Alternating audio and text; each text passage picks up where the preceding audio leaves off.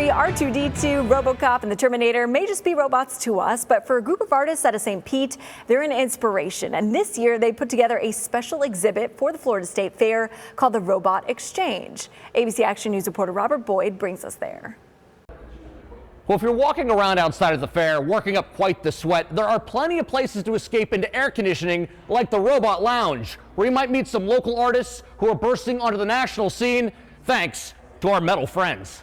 The St. Pete Robot Exchange features work from 30 different artists, and some of them even have names that sound like robots, like Zulu and Auraileus. Yeah. I met Zulu, and he's like, "You paint robots, I want to make an art show about robots." And I think that was 2012, we decided to put on the first St. Pete Robot Exchange. Here they are, a decade later, making their first appearance at the Florida State Fair. It's incredible to have this opportunity to bring the Robot Exchange to the State Fair. On this level, we get to have an audience that we've never seen before, that the numbers are insane. It's almost 1 million people. From paintings to sculptures to quilts, the Robot Exchange has a lot of moving parts. What we have here is a robot altar that I created. This is Vanderbot 3000. Is there a particular robot throughout history that you really were fond of? Right now, I like Chappie. Chappie? Chappie. As a kid, robots always fascinated me. It was like, how do you get this life out of this piece of metal?